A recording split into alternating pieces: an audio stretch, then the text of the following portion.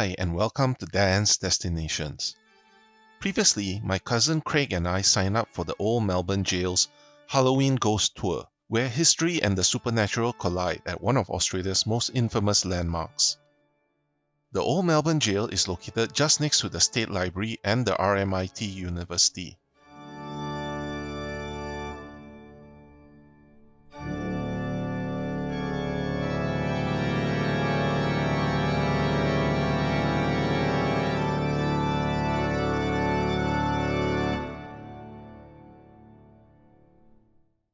Also, YouTube says that less than 2% of viewers are subscribed to the channel, so do help us out by smashing that subscribe button. We passed by the RMIT Building 20, which used to be the old Magistrate Court.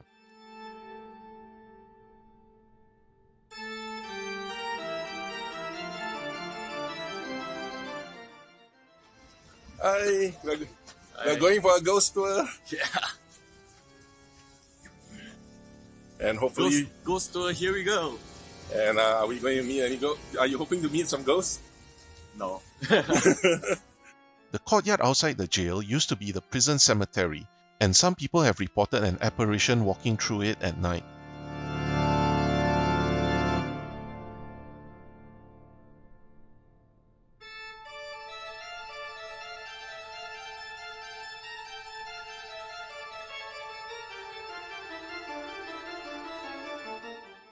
The Old Melbourne Gaol is a vivid and stark reminder of 19th century prison life. Only one cell block remains of the original complex, built approximately 150 years ago. The jail opened in 1845 and was the site of 133 executions, including the infamous Ned Kelly. I will talk a bit more about Ned Kelly in another video that I'll be releasing later. The jail closed in 1929 with all the prisoners and some of the burial plots relocated to Penrith Prison.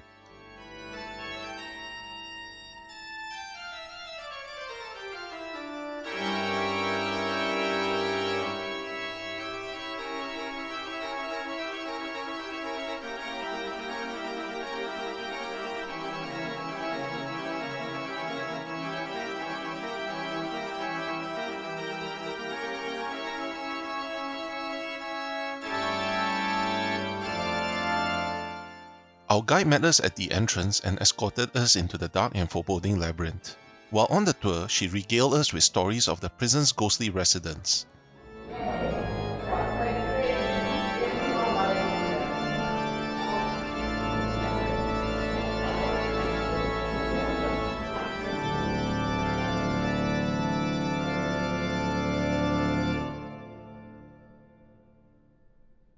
The jail houses a replica of Ned Kelly's armour, while the original is on display at the State Library of Victoria.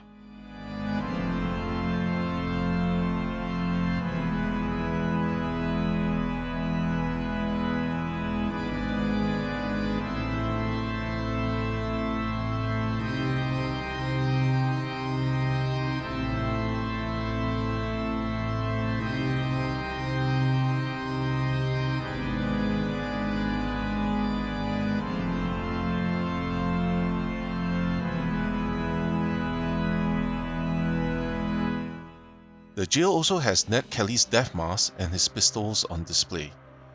Ned Kelly was quite a polarizing person, with some viewing him as a folk hero while others viewed him as a murderer. So great was his fame that when his body was exhumed for transfer to Penrith Prison, his skull was stolen by looters. It would be many years before his skull was discovered and returned.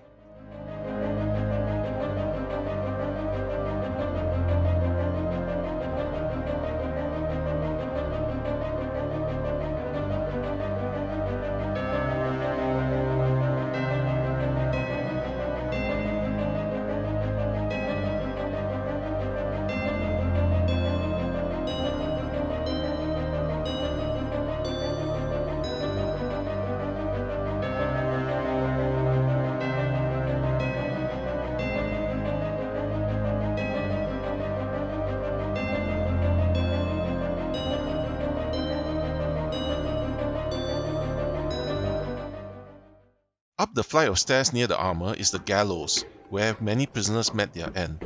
Visitors and staff have reported feeling a cold presence and hearing disembodied voices near the gallows, as if the tormented souls of the executed still linger there. The room next to it is where the condemned will be placed an hour before their execution. He's really gonna stand for 1 hour. You want to go in? During its operation, the jail was the setting for 133 hangings, not to mention countless more deaths as a result of poor conditions and treatment. The most infamous execution was that of Ned Kelly on 11 November 1880. As was by law at the time, executed prisoners were buried in unmarked graves in the jail burial yard.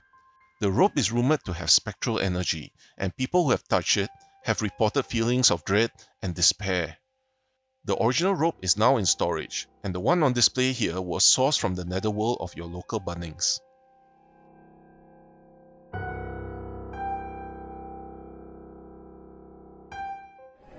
And this rope came from Bunnings.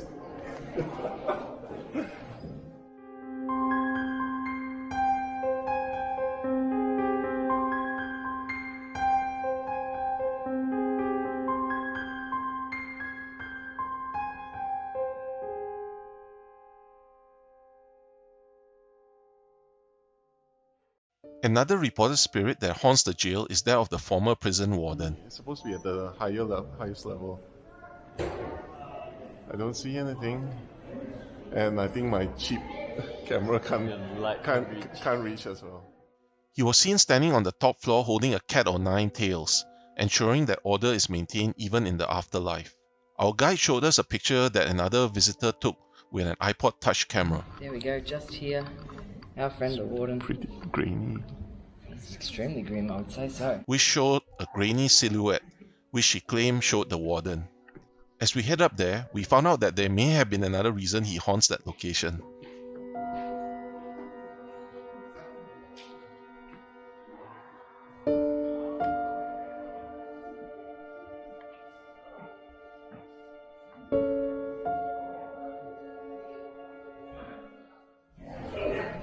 So this is a famous spot where the warden's supposed to be standing. You gonna stand there? Yeah.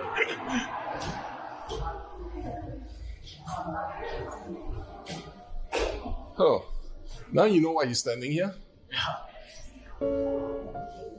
We spent some more time exploring the jails and rooms. There are many displays chronicling the history of the jail in many of the cells.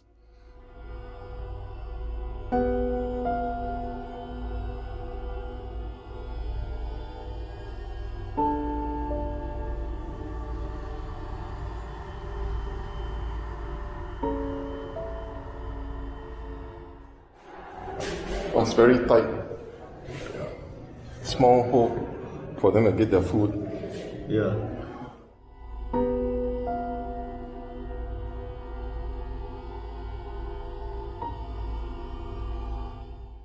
Wow. Nice. I feel claustrophobic just passing through the doors.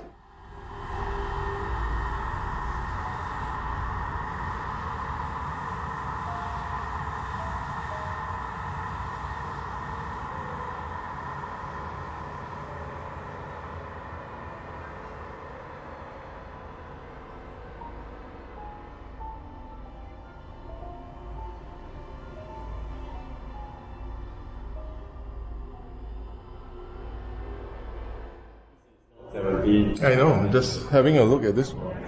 Oh, is it one more? One floor down. One floor down. 17 is one floor down.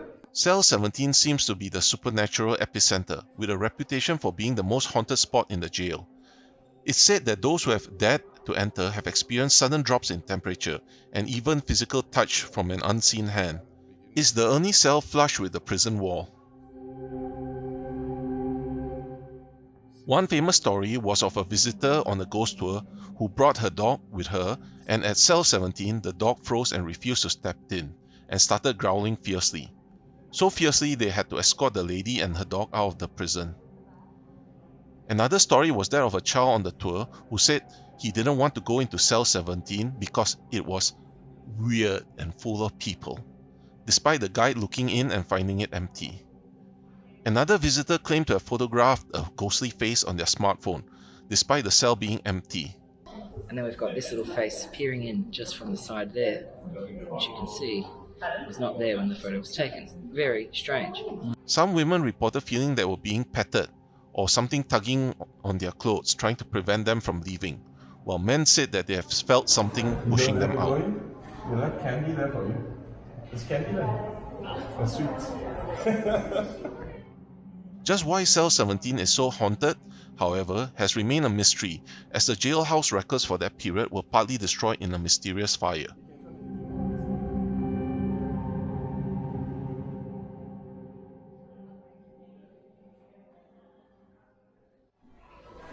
It's Halloween.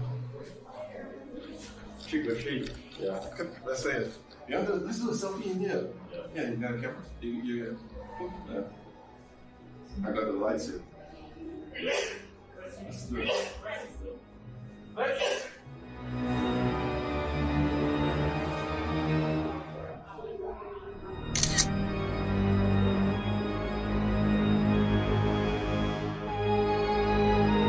What's that behind you?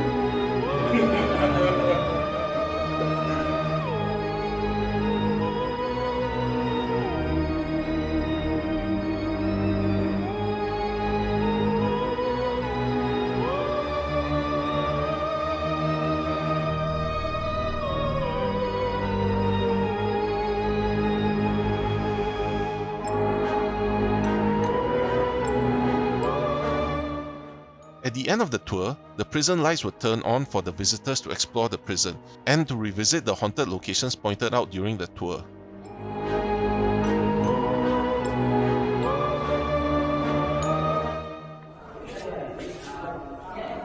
Oh, it looks like that's a storeroom.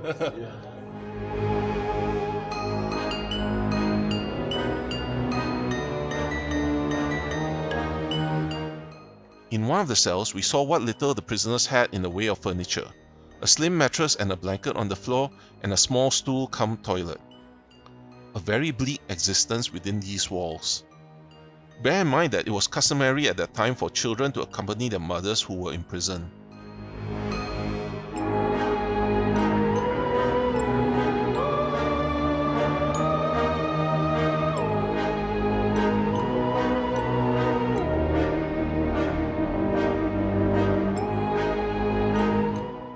We spent about 30 minutes exploring the prison and then we decided to leave.